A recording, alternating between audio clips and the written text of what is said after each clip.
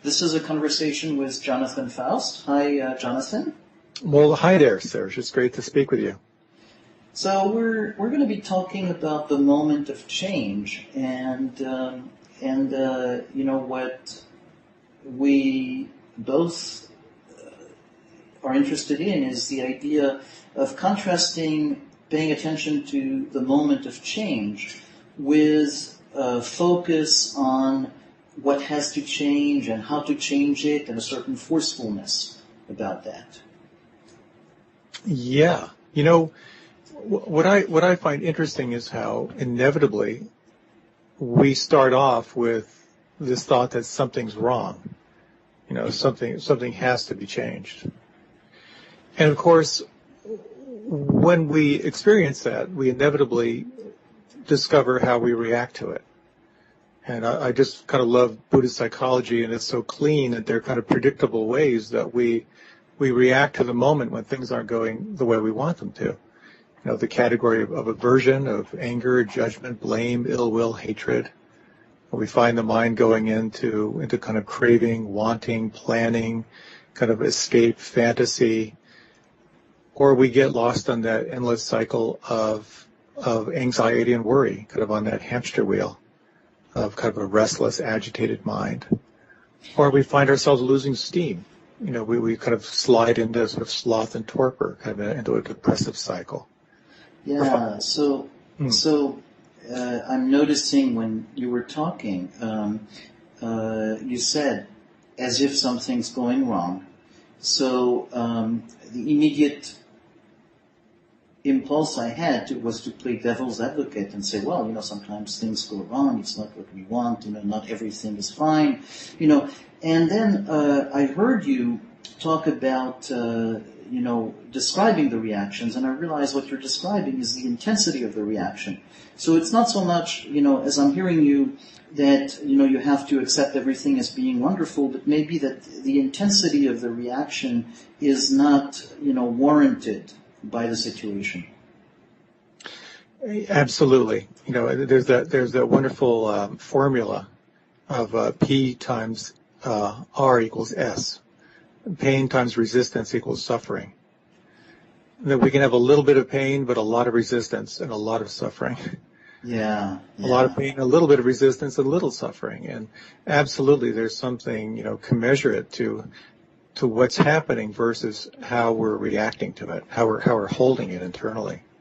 So it's nice when you put it in terms of pain, resistance, and suffering, because what we're talking about is, when you're talking about these reactions that we have, you're not taking a position, a moralistic position of saying you're wrong to do this, but you really are giving a very pragmatic observation about, look, if you put more resistance, what you're going to do is actually increase the pain, increase the suffering. Exactly. And there is a world of difference between being angry and being with your anger. Yeah. So let's talk a little bit more about that. So what I see when we're kind of afflicted by these states, and kind of that fifth state is being crippled by doubt, or that the inner critic, the kind of paralysis that kind of overcomes us. We start off with very much of a sense of, I have a problem. There's an I, there's a level of identification. So just as when I am angry we've sort of lost any capacity to witness or observe our experience, but we're fully identified, we're fully caught in the vortex of that particular emotion. And something magical happens when, instead of turning away from and trying to avoid our experience, we actively turn toward it. Our identification with it can begin to shift. Yeah. And I think is the key to transforming our relationship to pain and to suffering. So I'm glad that you took the example of anger, for instance, instead of, because, often the people think, angry is bad, the way to have a good life by somebody, if you give advice, is, probably I shouldn't be angry.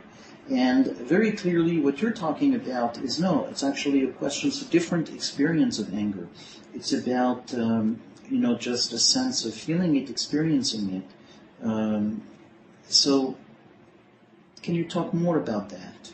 Yeah, as I often point out in my talks, you ever notice how much housework you get done when you're really pissed? Anger is energy. I think of emotion as emotion. It's energy in motion. Yeah. And when we can manage to drop our label of good or bad, but actually turn toward and investigate the experience, we begin to experience it as an energetic phenomena inside. And of course, we get to experience how we're holding it, our relationship to it.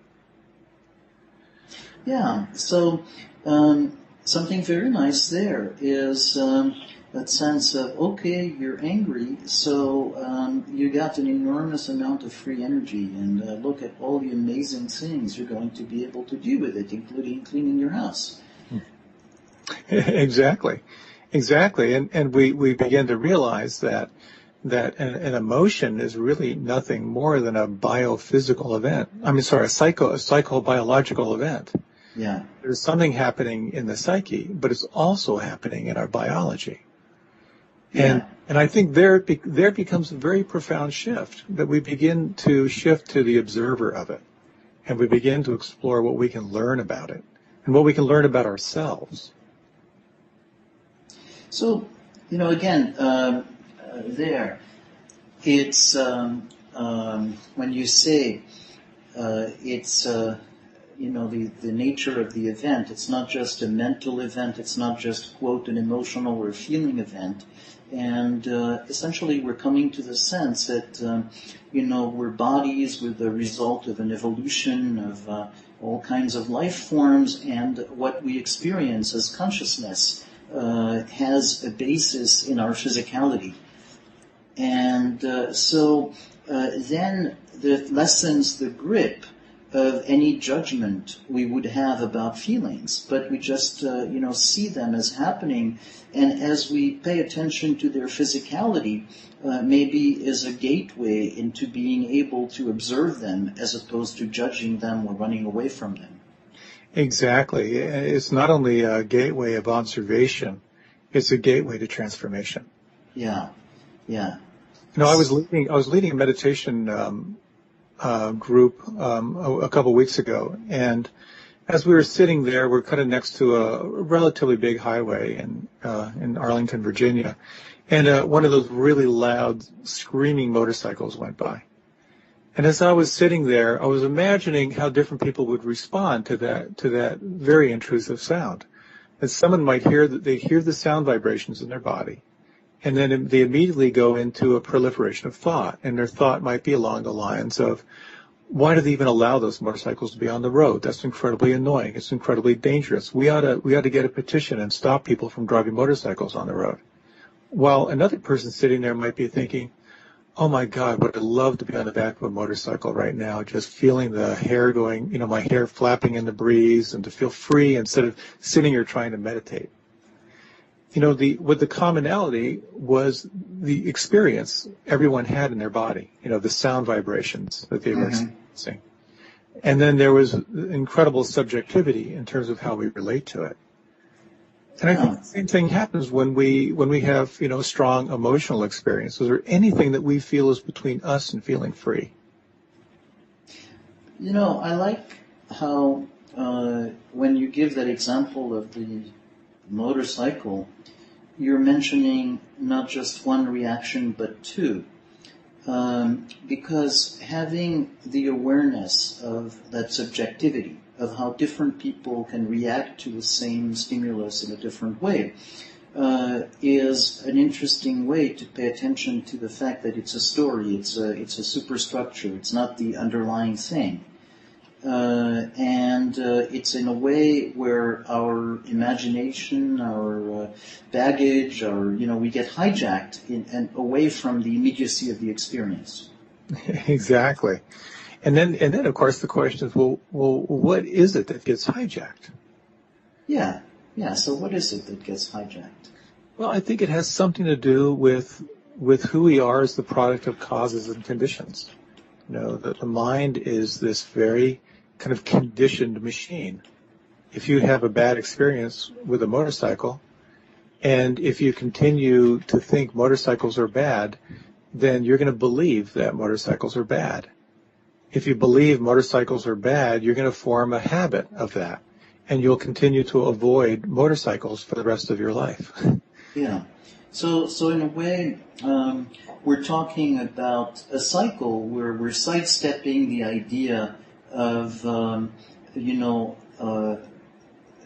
mind and body, but saying, okay, you have an experience. That experience leads you to, in turn, interpreting other experiences in a certain way.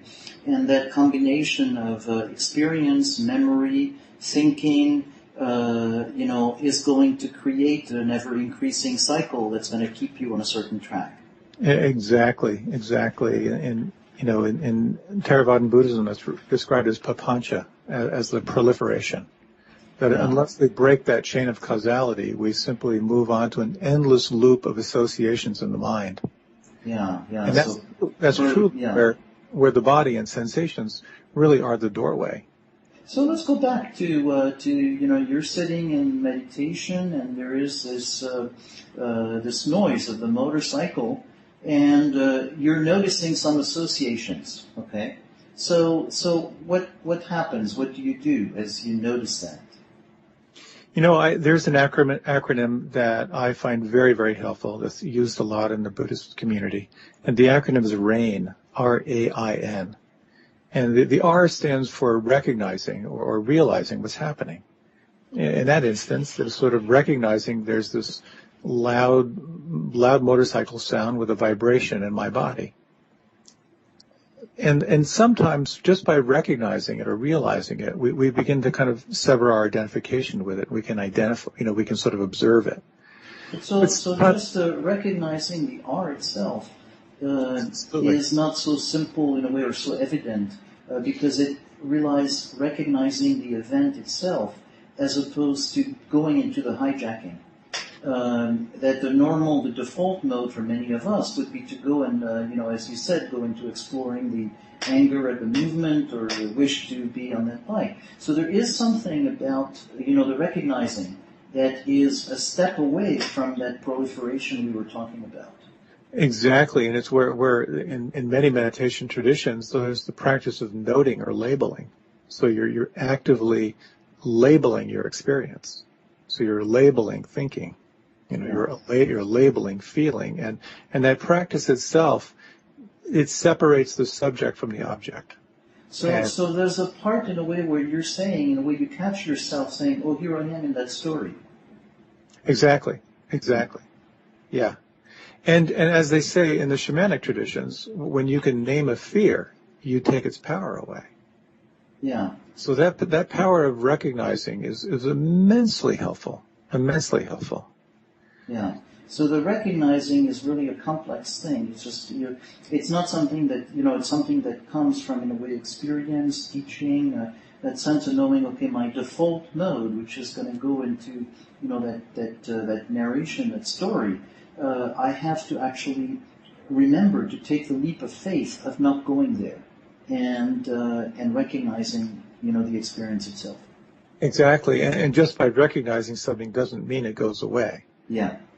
And that's where it kind of leads into the second part of that acronym, which is the A, which is allowing or accepting. So let's say there's this motorcycle sound going by and it's reverberating in my body, and I'm having either an unpleasant or a pleasant reaction to it. Can I allow it? Can I really let it be? And that is kind of those two questions of recognizing and allowing are kind of the DNA of mindfulness. Yeah. And so that allowing is similar to what you were talking about earlier about the anger. Exactly. And there's kind of an internal jujitsu that happens when we can allow. We suddenly have the possibility of being a little bit bigger than it. And there's that difference between being angry and being with the anger. Yeah. Now, and then what I find is sort of like where the transformation happens is in the I part of that acronym, which is investigation or being intimate with the experience. And primarily, what many traditions talk about, certainly the Buddhist tradition, and when we explore the whole realm of focusing, is we're exploring where it lives inside, the experience in the nervous system, and how to be with that. So we're sort of shifting our attention to the body itself. Yeah, so that in investigation, there is a shift that it's not just a sense of recognizing, of allowing, but then you have an increased curiosity about staying with it, observing, tracking it at the body level. Exactly, yeah. And that, the word curiosity is really important. There are a number of faculties that are important to stay with it, because sometimes when we're experiencing aversion or pain or suffering, it can feel like it's too much. There are a lot of strategic ways to sort of be with sensation when it feels like it's too overwhelming. Yeah.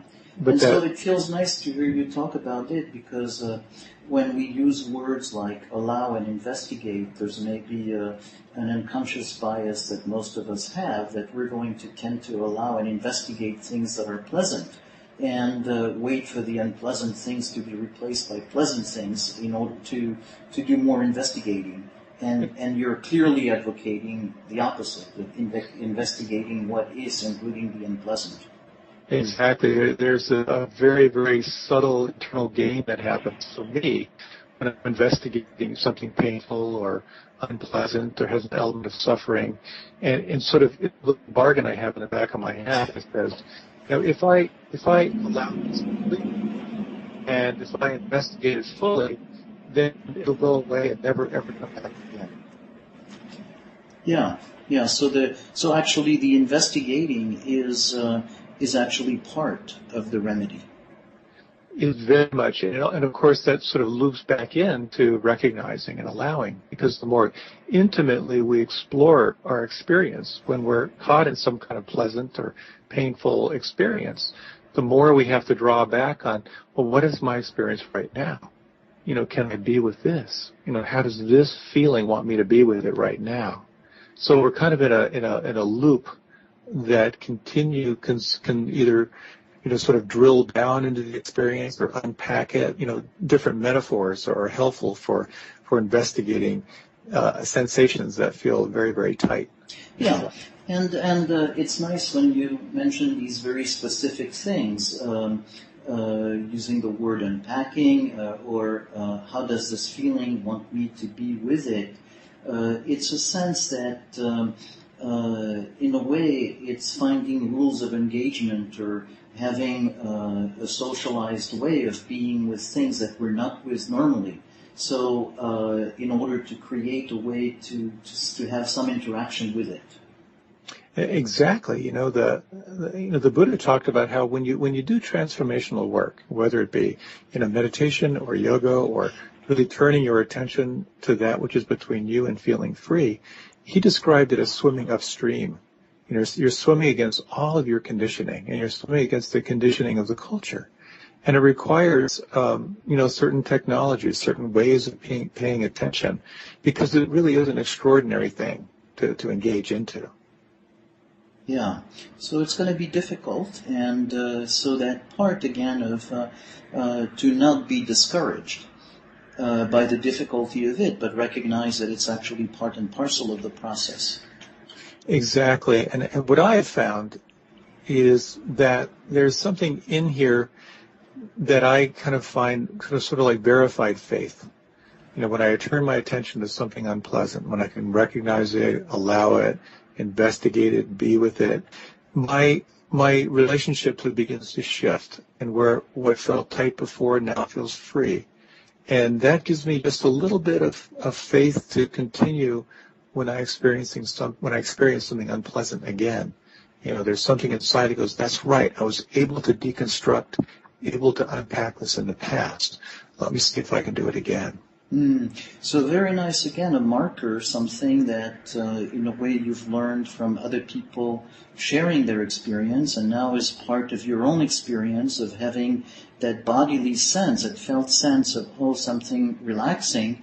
So it tells you in the moment that you're actually moving forward, that there's something happening, and over time it gives you the experience that it's possible to confront the difficulty because it has happened, that you have been able to experience that shift. Exactly. I had a very interesting conversation with a Tibetan teacher who I admire greatly, and I did a few weeks of meditation with him, and I had some very profound, insights and openings, and I asked him, I said, if I could continue with this, what can I expect? And I was so surprised by his response. He said, confidence. So you develop confidence that you can be with anything when it arises. Yeah. And I certainly have found that in my own practice. And just to kind of complete the acronym before I forget it, the R is recognizing and allowing. The A, is recognizing. The A is allowing or accepting. The I is investigating or being intimate. And the N is really kind of the end of the equation. When you can recognize, allow, and investigate, it cultivates a sense of non-identification, a sense of non-attachment, or a sense of natural awareness. To me, that kind of points to that sense of what is that moment of change. And I think it has something to do first with our capacity to witness our experience, to be the observer of it. But then again, on some level, even the observer can drop away sometimes. And that's when we experience that moment of where, the concept of I and mine falls away. And we start off, this is my problem. But when we're really with it intimately, we begin to feel our identification shift. So I want to relate this to what you said a moment ago, because the concept of non-attachment can be very intimidating for people who are not familiar with it, in that it can imply some kind of a superhuman, overly spiritual thing that most human beings can't achieve. And if I relate it to what your teacher was telling you about confidence, and that the ability to be with anything, it might put a sense of the possibility of non-attachment as something that's more achievable. Yeah. That you don't have to be so threatened by something that you have to have a defensive posture about it, and that it threatens the very core of your existence and your identity. But there is something, maybe a sense of enough confidence in your ability to withstand things, that you're not identifying with what is threatened. Yes. When I lived in an ashram and had a celibacy vow for quite a few years, we had something we used to say as a way to sort of keep ourselves inspired. One of them was, if you don't own a car, you'll never have car problems. And that went on to, if you don't have a relationship, you'll never have relationship problems. And I think that all of us have had an experience where the sense of I and mine is not there. It might be a moment in nature. It might be making love. It might be playing with a pet. It might be being deeply engaged in a project. It might be playing sports. It might be a beautiful sunset.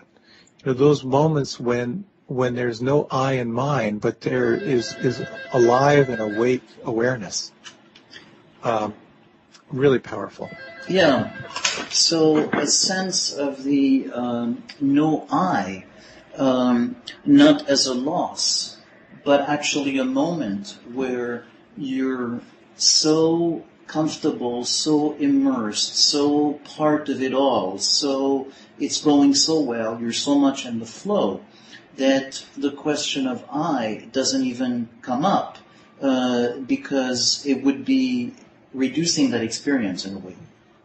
Yes, and then there are different, again, if you want to talk about strategies, there are different ways to kind of invoke that awareness. And one of the very powerful ones is in the practice of Tonglen. And very simply, when I find myself caught in a lot of pain or a lot of suffering, or if I'm working with someone who's also caught, there is the reminder that other people feel this too.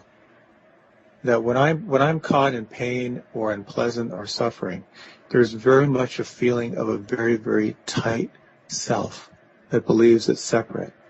And when we can remember that other people feel this too, there can be kind of an unclenching in that the self, there's this recognition that we're not alone. And that can really open the frame of how we're holding our experience, sometimes quite dramatically. Yeah, yeah. So, in a way to maybe not so much go into these more philosophical existential words, but the experience of I have moments where I can feel more tight and moments where I can feel more expanded.